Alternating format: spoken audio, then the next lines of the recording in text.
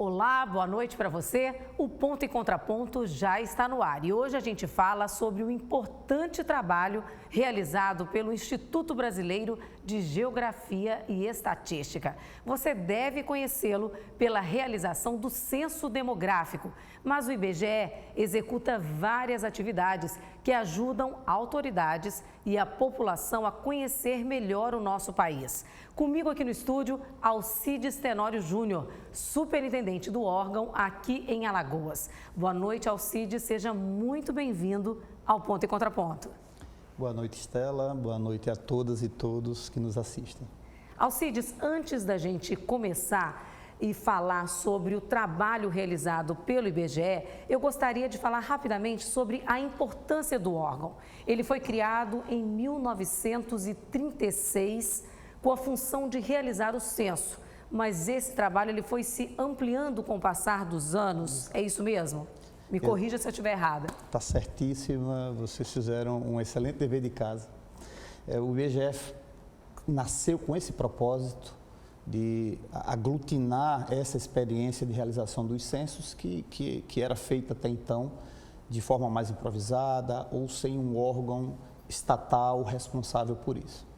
E com o passar dos anos e com o desenvolvimento da sociedade e da economia, com o desenvolvimento da estatística mundial mesmo, percebeu-se a necessidade de se realizar outras atividades que não só o censo. Então o IBGE foi evoluindo com o tempo, agregou as atividades de estatística e geografia, porque também é responsável pela malha cartográfica nacional, e acabou aglutinando dezenas e dezenas de pesquisas em todas as áreas da sociedade, da economia, na agricultura, sociais e assim por diante. Juntando isso com a cartografia, né? Juntando isso com a geografia, e hoje o IBGE traz um detalhamento muito forte da sociedade brasileira para todos os brasileiros. E já que a gente está falando do censo, o IBGE ele já realizou 9 dos 13 censos realizados até hoje no nosso país, desde o Império. É isso mesmo? Exatamente. Desde o Império que o Brasil realiza censos, com alguma dificuldade, claro, naquela época. E a partir de 1940, do primeiro censo que o IBGE se envolveu de fato, que planejou e executou, até esse último de 2022, esse encargo é sempre e constitucionalmente também reservado para o IBGE, que também é coordenador do Sistema Estatístico Nacional. E vocês, inclusive, fazem pesquisas, né? O IBGE não para. As pessoas às vezes têm uma ideia diferente de que o IBGE faz censos apenas, mas além do censo demográfico, isso que nós acabamos de fazer, nós precisamos fazer também as contagens populacionais, são censos mais reduzidos entre um censo e outro, ou seja, no ano 5, e também o censo agropecuário. Mas fora isso, nós realizamos diversas outras pesquisas, normalmente são pesquisas estatísticas probabilísticas, e essas pesquisas versam sobre diversos assuntos. Aqui em Alagoas, nós temos quase 30 pesquisas, mais de 20 rotineiras, mais pesquisas especiais que nós temos anualmente, a cada 2 anos. Então o IBGE não para, o técnico do IBGE está sempre na rua, correndo atrás das informações. Alcides, o censo sofreu uma parada forçada em 2020, né? Por causa da pandemia. E só pôde ser realizado 2 anos depois, né? E foi um intervalo aí de 12 anos desde o censo anterior. Isso. Nesse período, falou-se muito de como que essa demora poderia impactar negativamente a elaboração de políticas públicas, né? Você pode nos explicar um pouco mais sobre esse impacto, né, que o censo tem sobre os programas de governo? Isso é muito importante porque a gente precisa, é muito importante que no Brasil nós não voltemos a atrasar censos. O censo deve acontecer a cada ano 0, uma contagem deve acontecer entre censos do ano 5, para que a gente possa ter, de fato, os dados estatísticos atualizados no país. Para se ter uma ideia, como importância também para repasse de vários recursos do governo, o principal deles é o Fundo de Participação dos Municípios, FPM, que todos nós conhecemos. E o FPM, ele é distribuído pelo TCU para os municípios, de acordo com a população que o IBGE apresenta anualmente. Nos anos de censo, a população que vale é essa. Nos anos de contagem, é essa. Nos anos que não há censo ou contagem, nós precisamos fazer uma estimativa. Só que essa estimativa usa os 2 últimos censos ou contagens para ajudar com informações de registro civil, de mortalidade, de natalidade, a estimar a população que haveria naquele ano específico. Então, eu faço um censo em 2010, devo fazer uma estimativa em 11, 12, 13, 14. Deveria ter feito uma contagem em 2015, não houve orçamento no governo federal à época. Aí, a partir disso, uso essas outras 2 contagens para fazer a estimativa de 16, 17, 18, 19, e aí vem o censo de 2020. Sim. Só que, na prática, nós tivemos um censo em 2010 e um censo em 2022. E nós fizemos 12 anos de estimativa. Isso gerou também algumas distorções, porque quando fomos efetivamente a campo contar as pessoas em seus domicílios, nós encontramos uma dinâmica populacional diferente do que a estimativa estava prevendo. Sim. Então, em muitos municípios, essa conta não bateu. Mas o que eu posso garantir é que o método mais preciso vai ser sempre um censo. E nós fizemos um censo de extrema qualidade em 2022. Isso ajuda a distribuir mais adequadamente o fundo de participação dos municípios. Isso também impacta na quantidade de deputados na Câmara Federal ou na Câmara Estadual. De vereadores, né? Que a gente está nessa discussão agora, também, que está para aumentar. Isso, mais 2 em Maceió. Perfeito. Isso também impacta muito fortemente em outros programas ou ações, como, por exemplo, a distribuição de vacinas. A gente acompanhou muito a divulgação, né, e a distribuição de vacinas do Covid, e a base principal para esse tipo de distribuição é sempre uma contagem ou um censo. E a gente teve, infelizmente, uma contagem desatualizada, porque a última foi no censo de 2010. Hoje, posso garantir que para qualquer política como essa de distribuição, ou distribuição de renda, seja qual for, nós temos uma base extremamente bem atualizada no país. E, no geral, você considera que a população compreendeu a importância e colaborou com o trabalho de vocês nesse último censo? Esse é um ponto tão importante, Estela.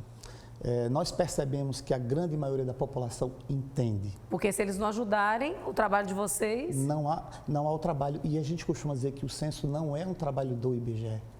O censo é da sociedade. Sim. O censo precisa do IBGE, precisa do município, do estado, precisa das pessoas, precisa dos síndicos, dos condomínios. E a população também precisa do censo, né? Não tem como negar. Totalmente depois, né? Então, a gente percebeu que há sim esse acolhimento na maioria dos domicílios. Entretanto, nós temos algumas dificuldades ainda, principalmente em condomínios fechados. Fizemos, então, um projeto interessante, cadastrando mais de 1.000 síndicos em Maceió, anos antes do censo. Né, áreas de difícil acesso também? Normalmente, a maior dificuldade está nos condomínios fechados, ou então em áreas que a gente tem dificuldade de acessar, talvez por insegurança pública, né? Ou violência. Então, violência, ou como aconteceu conosco aqui, áreas que ficaram isoladas depois das enchentes de 2022. Sim. Mas isso a gente consegue recuperar depois.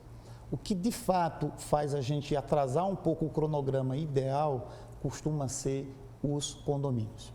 E aí vale a pena ressaltar que Alagoas ficou entre os 5 primeiros estados que terminaram o censo no país. Então, esse período todo de coleta nacional, nós aproveitamos metade desse período ou mais para ficar retrabalhando as informações, buscando eventuais falhas de cobertura, dando oportunidade para municípios apresentarem eventuais domicílios onde nós não teríamos passado, e verificamos que a cobertura foi muito bem feita, mas onde a gente conseguiu localizar, a gente foi lá e reafirmou o censo, incluiu as pessoas na contagem do censo, dando esse direito à cidadania, a exercer a cidadania do cidadão. Outro trabalho realizado pelo IBGE é a Pesquisa Nacional por Amostra de Domicílios, a PNAD. Do que se trata esse levantamento? Conta pra gente. Isso, Estela. Isso nasceu da necessidade que nós temos de acompanhar essas dinâmicas socioeconômicas da população em momentos em que não há censo. Então, antes ela era anual e agora ela passou a ser contínua. Nós fazemos ela todos os dias e publicamos mensalmente ou trimestralmente, a depender das informações. Que trata, por exemplo, da taxa de desemprego. Então, quando nós atualizamos a taxa de desemprego do país ou a taxa de desemprego de Alagoas, é baseado exatamente nessa pesquisa. Esses entrevistadores estão em campo todos os dias, usando também esse tipo de colete, se assemelham muito a um recenseador, mas estão constantemente procurando as pessoas em seus domicílios, só que aí é em uma amostra. São cerca de 2.600 domicílios em Alagoas. E aí nós perguntamos sobre mercado de trabalho, sobre educação, condições de vida, por exemplo. E também surgem novos cadernos, novos capítulos, onde nós podemos fazer várias investigações. Uma recente muito interessante foi sobre PCD. Então, nós fizemos um levantamento geral no Brasil sobre a situação dos PCDs no Brasil, né, no país.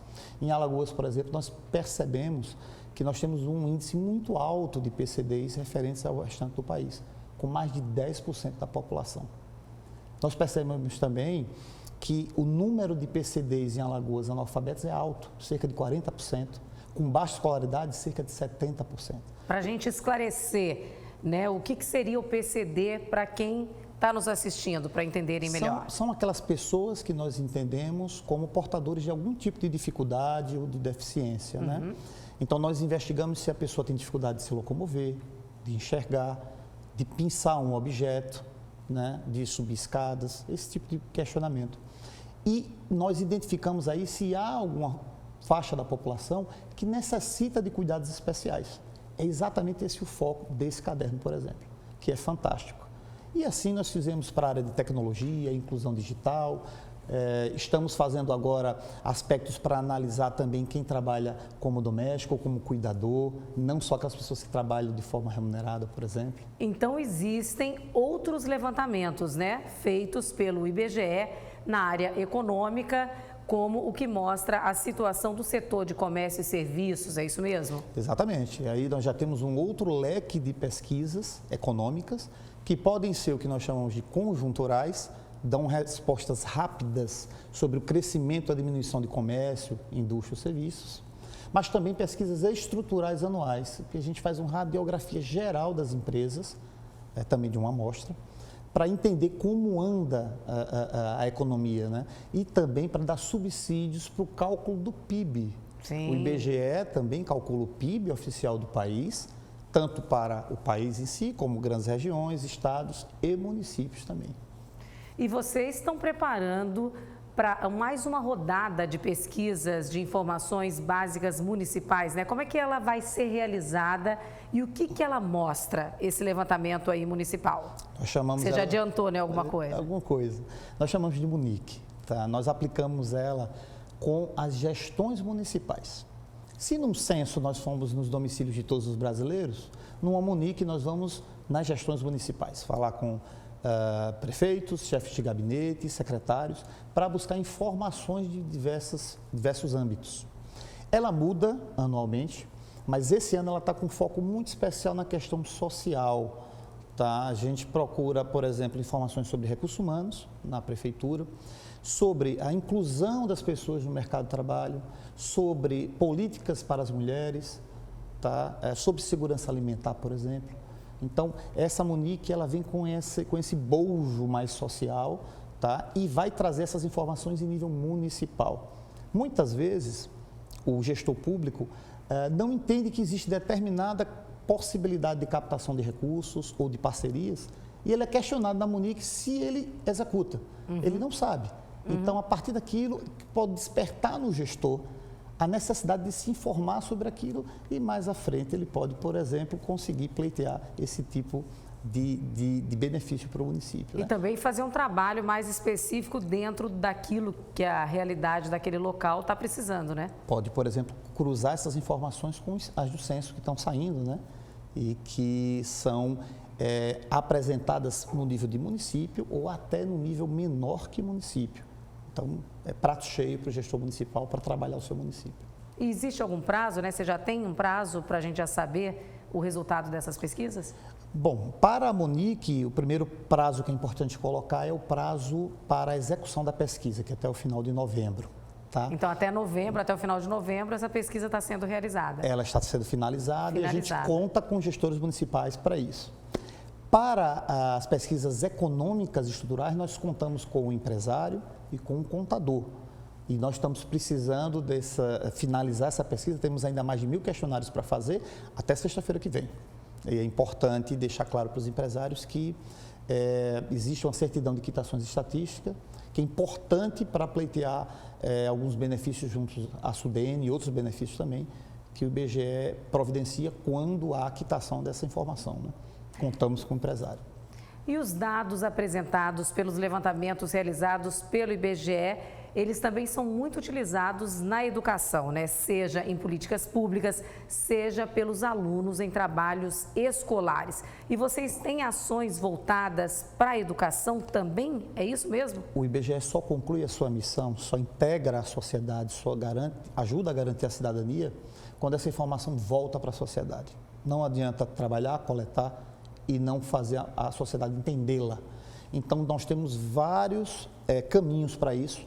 Todos eles estão gratuitamente, todas as informações, todas as pesquisas, todas as publicações, todos os bancos de dados estão gratuitos em nosso site. São disponibilizados através do ibge.gov.br, ibge.gov.br.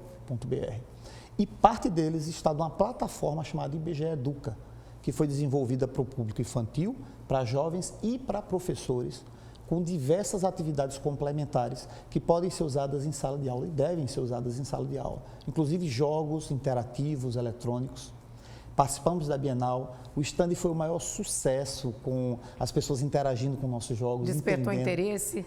Completamente. Né? Modéstia à parte, era um dos stands mais cheios lá da Bienal.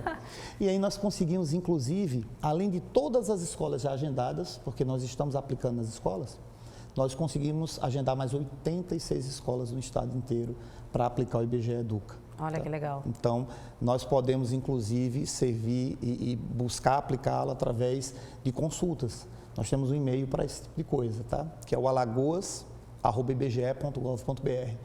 Nesse e-mail a gente pode atender qualquer demanda, qualquer pergunta, qualquer dúvida, ou também agendar eventos ou IBGE Educa. O IBGE segue ainda divulgando dados do último censo, né? O que você pode destacar para a gente dessas informações que já foram divulgadas e sobre as que ainda vêm por aí? Nós percebemos uma dinâmica diferente na sociedade, uma diminuição de muitos municípios, da população de muitos municípios capitais, sede de governo, né, do estado, mas também um aumento da região metropolitana ao redor, talvez pelo custo de moradia. Maceió cresceu 25 mil pessoas, a despeito do que aconteceu no caso do Pinheiro, né? E além disso, a região metropolitana cresceu muito. Rio Largo é o terceiro município de Alagoas com 94 mil pessoas. Marechal passou de 60 mil pessoas e passou para a quinta colocação. Satuba cresceu quase 100%. É o 11º município em crescimento no país inteiro. E então, nós tivemos esse destaque. Arapiraca cresceu cerca de 10%, tá? E municípios próximos também. Mas nós também identificamos outras questões, como o crescimento da região de Maragogi, mas a diminuição da região da zona da Mata Alagoana, muito por conta também de fechamento de usinas nesses 12 anos. Tá? Então, a gente teve muita diminuição de população nessa região. E em alguns municípios também do Alto Sertão Alagoano, não em Delmiro, mas na região que fica para Mata Grande, em Inhapica, Napi, por exemplo. Alcides, muito obrigada pela sua participação aqui no nosso programa No Ponto e Contraponto, com essas informações tão interessantes.